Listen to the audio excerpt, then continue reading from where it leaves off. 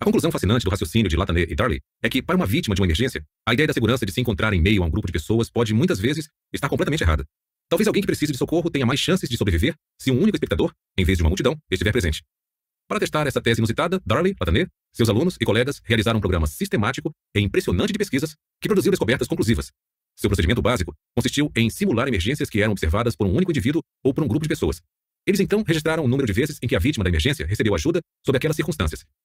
Em seu primeiro experimento, um estudante universitário que parecia estar sofrendo um ataque epilético foi socorrido 85% das vezes com apenas um espectador presente, mas somente 31% das vezes com 5 espectadores presentes. Com quase todos os espectadores solitários ajudando, fica difícil argumentar que vivemos numa sociedade fria em que ninguém se importa com o sofrimento dos outros. Obviamente, foi algo ligado à presença dos demais espectadores que reduziu a ajuda a níveis vergonhosos. Outros estudos examinaram a importância da aprovação social como causadora da apatia generalizada das testemunhas. Neles, em meio a um grupo de testemunhas de uma possível emergência, algumas pessoas foram ensaiadas para agir como se nada grave estivesse ocorrendo. Em outro experimento em Nova York, 75% dos indivíduos solitários que observaram fumaça escapando sob uma porta alertaram os bombeiros. Porém, quando a mesma fumaça foi observada por grupos de 3 pessoas, os bombeiros só foram alertados 38% das vezes. Mas a menor taxa de pedidos de socorro foi quando os grupos de 3 pessoas incluíram 2 indivíduos que foram instruídos a ignorar a possível emergência. Sob aquelas condições, os bombeiros foram acionados apenas 10% das vezes. No estudo semelhante realizado em Toronto, transeuntes solitários prestaram socorro 90% das vezes, ao passo que tal ajuda só foi fornecida em 16% dos casos quando um espectador estava em presença de 2 observadores passivos. Os cientistas sociais agora dispõem de uma boa noção de quando os observadores irão oferecer ajuda em uma situação de emergência. Primeiro, e contrariando a visão de que nos tornamos uma sociedade insensível, uma vez que as testemunhas se convençam de que há uma emergência em andamento, a ajuda é bem provável. Sob essas condições, o número de transeuntes que intervêm pessoalmente ou pedem auxílio é bastante tranquilizador. Por exemplo, em 4 experimentos realizados na Flórida, foram ensinados acidentes envolvendo um técnico de eletricidade. Quando ficou claro que o homem estava machucado e necessitava de socorro, recebeu ajuda em 100% das vezes em 2 dos experimentos. Nos outros 2, em que a assistência envolvia o contato com fios elétricos potencialmente perigosos, a vítima ainda assim recebeu ajuda em 90% das vezes. Além disso, esses níveis elevados de auxílio ocorreram com as testemunhas observando o acontecimento sozinhas ou em grupos. A questão muda bastante quando, como costuma acontecer, os transeuntes não conseguem ter certeza de que o evento que estão testemunhando é uma emergência. Nesse caso, uma vítima tem chances maiores de receber ajuda de um observador solitário do que de um grupo, ainda mais quando as pessoas do grupo não se conhecem. Parece que o efeito da ignorância pluralista é mais forte entre estranhos. Como gostamos de parecer elegantes e sofisticados em público, e como não estamos familiarizados com as reações daqueles que não conhecemos, dificilmente exibimos ou interpretamos corretamente expressões de preocupação quando em meio a um grupo de estranhos. Assim, uma possível emergência não é vista como tal e uma vítima deixa de receber assistência. Uma análise atenta desse conjunto de descobertas das pesquisas revela um padrão esclarecedor. Todas as condições que reduzem as chances de uma vítima de emergência ser socorrida pelos observadores existem na cidade grande, em contraste com as áreas rurais, porque 1. As cidades são lugares mais barulhentos, confusos e mutáveis, onde é difícil ter certeza da natureza dos acontecimentos com que deparamos. 2. Os ambientes urbanos são mais populosos, aumentando a probabilidade de que as pessoas não estejam sozinhas quando testemunham uma situação de emergência potencial. 3. Os moradores de uma metrópole conhecem uma porcentagem bem menor de outros moradores do que pessoas que moram em cidades pequenas. Portanto, é mais provável que aqueles se encontrem num grupo de estranhos ao observarem uma emergência. Essas 3 características naturais dos ambientes urbanos, confusão, população numerosa e o fato de as pessoas esbarrarem com mais estranhos, se enquadram muito bem nos fatores que, segundo as pesquisas, reduzem a ajuda dos observadores. Sem precisarmos recorrer a conceitos pessimistas como despersonalização urbana e alienação megalopolitana, podemos explicar por que tantos casos de inação dos transeuntes ocorrem em nossas cidades. Desvitimização. Explicar os perigos da vida urbana moderna em termos menos calamitosos não acaba com eles. Além disso, conforme as populações mundiais migrarem cada vez mais para as cidades, metade de toda a humanidade estará morando nas cidades daqui a uma década. Aumentará a necessidade de reduzir esses perigos. Felizmente, nossa nova compreensão do processo de apatia dos transeuntes oferece uma esperança. Dotada desse conhecimento científico, uma vítima de emergência pode aumentar bastante as chances de receber ajuda. O mais importante é entender que grupos de observadores não prestam ajuda porque os observadores estão inseguros, e não porque são insensíveis. Eles não ajudam porque não sabem se existe de fato uma emergência e se são eles que têm a responsabilidade de tomar uma atitude. Quando têm certeza de que lhes cabe intervir numa emergência clara, as pessoas são extremamente reativas. Uma vez entendido que o inimigo é o simples estado de incerteza, as vítimas de emergências podem reduzir essa imprecisão e, assim, se proteger. Imagine, por exemplo, que você está assistindo a um show no parque numa tarde de verão. Quando o show termina e as pessoas começam a se dispersar, você nota um ligeiro entorpecimento num dos braços, mas acha que não precisa se preocupar. No entanto, ao seguir com a multidão para o estacionamento distante, percebe o entorpecimento descer até a mão e subir até um lado do rosto. Sentindo-se desorientado, você decide se encostar por um momento em uma árvore para descansar. Logo entende que há algo muito errado. Sentar não ajudou. Na verdade, o controle e a coordenação dos seus músculos pioraram, e você começa a sentir dificuldade de mover a boca e a língua para falar. Você tenta se levantar, mas não consegue. Um pensamento aterrorizante passa por sua mente. Meu Deus, estou tendo um derrame. Grupos de pessoas estão passando por você e a maioria nem presta atenção. As poucas pessoas que percebem a maneira incomum como você está encostado na árvore, ou o olhar estranho em seu rosto, buscam provas sociais à sua volta, e vendo que ninguém mais está reagindo de forma alarmada, seguem em frente, convencidas de que nada está errado. Se você se encontrasse numa situação dessas, o que poderia fazer para aumentar as chances de ser socorrido? Como suas capacidades físicas estariam se deteriorando, o tempo seria um fator crucial. Se antes de conseguir assistência, você perdesse a fala, a mobilidade ou a consciência, suas chances de ser socorrido e se recuperar despencariam. Seria essencial tentar pedir ajuda rápido. Qual seria a forma mais eficaz? Gemidos, suspiros ou gritos provavelmente não adiantariam. Eles poderiam atrair alguma atenção, mas não forneceriam informações suficientes para garantir às pessoas ao redor que uma emergência está ocorrendo. Se meros gritos dificilmente irão fazer com que alguém na multidão de transeuntes o ajude, talvez você devesse ser mais específico. Na verdade, você tem que fazer mais do que tentar chamar a atenção. Deve enunciar com clareza sua necessidade de auxílio. Você não pode permitir que os observadores definam sua situação como não emergencial. Use a palavra socorro e não tenha medo de estar enganado. O constrangimento é um vilão a ser aniquilado. Se você acha que está tendo um derrame, não pode se preocupar com a possibilidade de estar exagerando seu problema. Um momento de constrangimento pode significar a morte ou uma paralisia permanente. Mesmo um pedido enfático de ajuda não é sua tática mais eficaz. Embora possa reduzir as dúvidas dos espectadores de que existe uma emergência real, não removerá diversas outras incertezas importantes da mente de cada observador. Que tipo de ajuda é necessária? Devo prestar socorro ou alguém mais qualificado deveria fazê-lo? Outra pessoa já foi buscar ajuda profissional ou é minha responsabilidade? Enquanto os observadores ficam olhando para sua cara e pesando esses dilemas, o tempo perdido pode ser vital para sua sobrevivência. Você tem que fazer mais do que alertar os observadores para sua necessidade de ajuda emergencial. Precisa também remover suas incertezas sobre como essa ajuda deve ser fornecida e quem deve fornecê-la. Qual seria a forma mais eficiente e confiável de fazê-lo? Com base nos resultados das pesquisas que vimos, meu conselho seria isolar um indivíduo da multidão. Encare, fale e aponte direto para essa pessoa e mais ninguém. Ei, você de jaqueta azul, preciso de ajuda. Chame uma ambulância, por favor. Com esse pedido único, você eliminaria todas as incertezas que poderiam impedir ou retardar o socorro. Ao fazê-lo, você terá colocado o homem de jaqueta azul no papel de chefe do resgate. Ele agora deverá entender que uma ajuda emergencial é necessária. Vai saber que ele, e não outra pessoa, é responsável por prestar a assistência. E por fim entenderá exatamente como fornecê-la. Todos os indícios científicos indicam que o resultado deve ser um socorro rápido e eficaz. Depoimento de leitor 4.1. De uma mulher de Wrocław, Polônia. Eu estava passando por um cruzamento rodoviário bem iluminado quando tive a impressão de que alguém caiu numa vala deixada por operários. A vala estava bem protegida e eu não tinha certeza se realmente havia visto aquilo. Talvez fosse minha imaginação. Um ano antes, eu teria prosseguido no meu caminho, achando que outras pessoas mais próximas viram melhor do que eu. Mas eu havia lido seu livro. Portanto, parei e retornei para verificar se era verdade. E era. Um homem tinha caído naquele buraco e estava deitado em estado de choque. A vala era bem funda e as pessoas que passavam por lá não conseguiam ver nada. Quando tentei fazer algo, 2 sujeitos que vinham por aquela rua me ajudaram a retirar o homem. Hoje, os jornais informaram que, durante as 3 últimas semanas do inverno, 120 pessoas morreram congeladas na Polônia. Aquele sujeito poderia ter sido o 121º. Naquela noite, a temperatura era de menos 21 graus Celsius.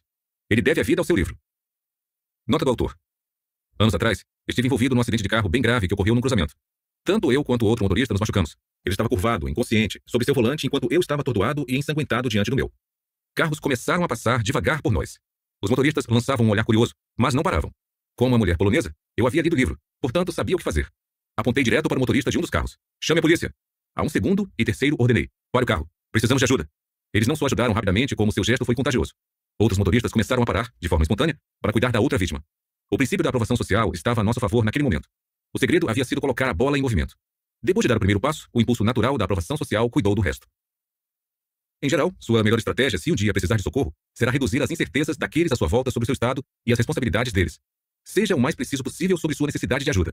Não permita que os observadores cheguem às suas próprias conclusões, porque, especialmente numa multidão, o princípio da aprovação social e o consequente efeito da ignorância pluralista podem fazer com que não vejam sua situação como uma emergência.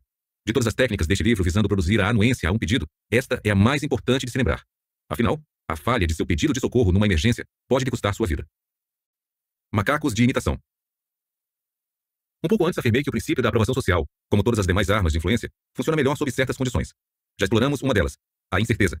Sem dúvida, quando as pessoas estão inseguras, tendem a se basear nas ações dos outros para decidir como elas próprias devem agir. Além disso, existe outra importante condição, a semelhança. O princípio da aprovação social funciona mais fortemente quando estamos observando o comportamento de pessoas como nós. É a conduta desses indivíduos que nos dá a melhor noção sobre o que constitui o comportamento correto para nós mesmos. Assim, estamos mais inclinados a seguir a liderança de alguém semelhante do que de alguém diferente. Acredito que seja por isso que estamos vendo um número crescente de depoimentos de gente como a gente nos comerciais de televisão. Os publicitários agora sabem que um meio de conseguir vender com sucesso um produto aos telespectadores é demonstrar que outras pessoas comuns gostam do produto e o utilizam. Indícios mais fortes da importância da semelhança em determinar se imitaremos o comportamento dos outros vêm de pesquisas científicas. Um exemplo pertinente pode ser encontrado no estudo de uma campanha de arrecadação de doações conduzida num campus universitário. As doações para a caridade mais do que dobraram quando o solicitante revelou sua semelhança com os alvos, dizendo: "Sou estudante aqui também", dando a entender, portanto, que eles deveriam apoiar a mesma causa. Esses resultados indicam uma importante condição do princípio da aprovação social. Usaremos as ações dos outros para decidir nossa própria conduta, especialmente quando consideramos esses outros semelhantes a nós. Essa tendência se aplica não só aos adultos, mas aos mais jovens também. Pesquisadores da área de saúde descobriram que um programa escolar anti-tabagismo só exercia efeitos duradouros quando os instrutores eram colegas da idade do público-alvo. Outro estudo constatou que crianças que viram um filme mostrando a consulta tranquila de uma criança ao dentista ficaram menos ansiosas naquela situação, principalmente as que tinham a mesma idade da criança do filme. Depoimento de leitor 4.2. De um professor universitário do Arkansas.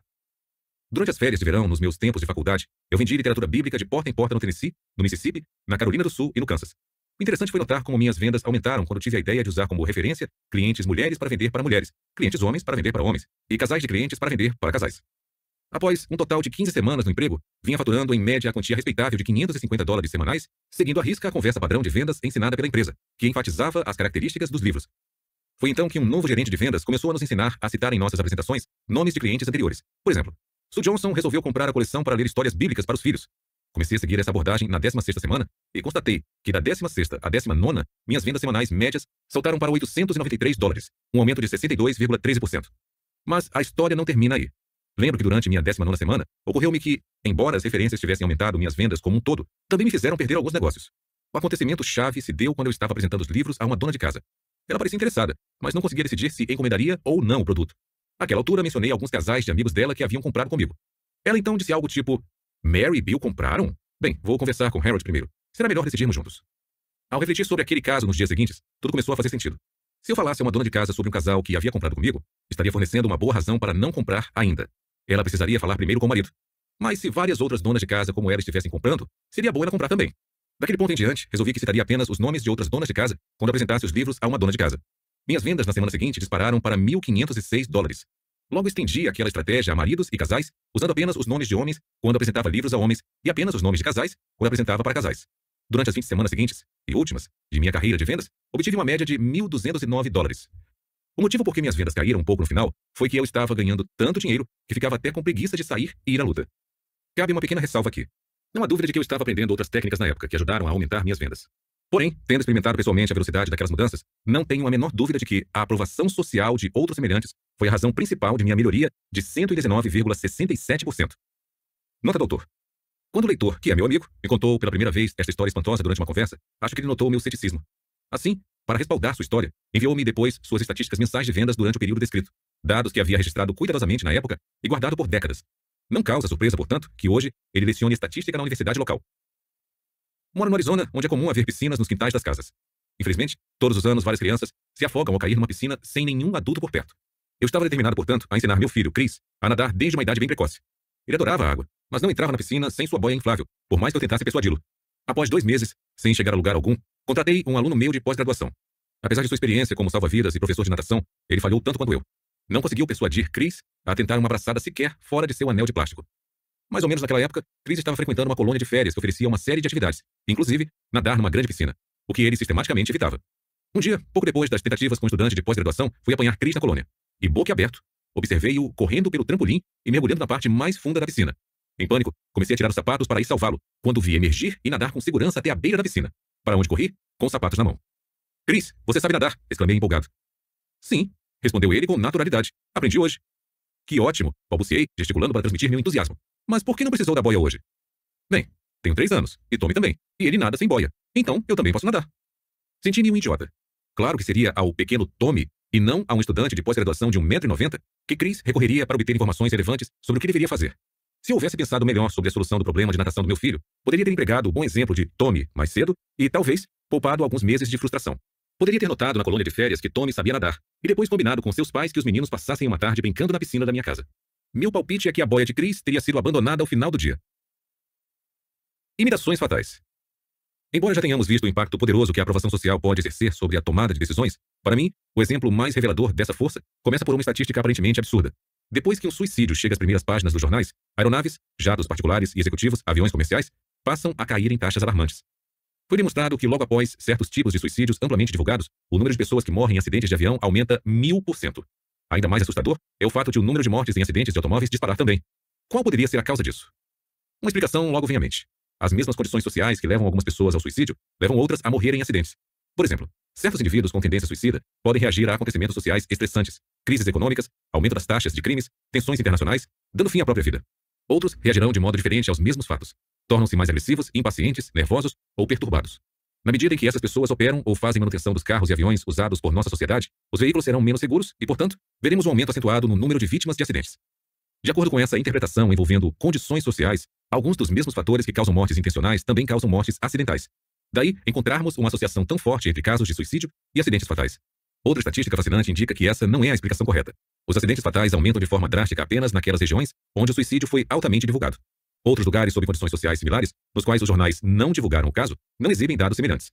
Além disso, naquelas áreas onde o suicídio foi noticiado, quanto maior a publicidade, maior o aumento nos acidentes subsequentes. Portanto, não é um conjunto de acontecimentos sociais em comum que estimula suicídios por um lado e acidentes fatais por outro lado. Em vez disso, é a própria divulgação do caso de suicídio que produz os desastres de carro ou avião. Para explicar a forte associação entre a publicidade de casos de suicídio e os desastres que se seguem, tem-se recorrido ao luto. Segundo esse argumento, como os suicídios mais noticiados geralmente envolvem figuras públicas conhecidas e respeitadas, talvez suas mortes deixem muitas pessoas em estados de choque e tristeza. Abaladas e preocupadas, elas se descuidam com carros e aviões. A consequência é o aumento acentuado de acidentes mortais após os casos de suicídios mais notórios. Embora possa explicar a ligação entre o grau de publicidade e as mortes subsequentes em acidentes, quanto mais pessoas ficam sabendo do suicídio, maior será o número de pessoas enlutadas e descuidadas. A teoria do luto não consegue dar conta de outro fato surpreendente. Matérias de jornais sobre vítimas de suicídios que morreram sozinhas produzem um aumento na frequência de acidentes com uma única vítima, ao passo que relatos de incidentes envolvendo assassinato mais suicídio produzem um aumento nos desastres com várias vítimas. O luto apenas não poderia produzir esse padrão. A influência dos casos de suicídio sobre acidentes de carro e avião, portanto, é incrivelmente específica. Histórias de suicídios solitários geram desastres em que somente uma pessoa morre. Os casos de homicídio com suicídio geram desastres com várias mortes. Se nem as condições sociais, nem o luto conseguem explicar esse conjunto desconcertante de fatos, o que poderá? Juventude livre e pensadora. Com frequência imaginamos os adolescentes como rebeldes com ideias próprias. É importante reconhecer, porém, que normalmente isso se aplica apenas em relação aos seus pais. Em meio aos seus semelhantes, eles se sujeitam em massa ao que dita a aprovação social. David Phillips, sociólogo da Universidade da Califórnia em San Diego, julga ter encontrado a resposta. Ele aponta para o chamado efeito Werther. A história do efeito Werther é ao mesmo tempo assustadora e intrigante. Mais de 2 séculos atrás, o grande literato alemão Johann von Goethe publicou um romance intitulado Os Sofrimentos do Jovem Werther. O livro, cujo herói Werther acaba se suicidando, teve um impacto marcante. Não apenas valeu ao autor fama imediata, como também desencadeou uma onda de suicídios imediatos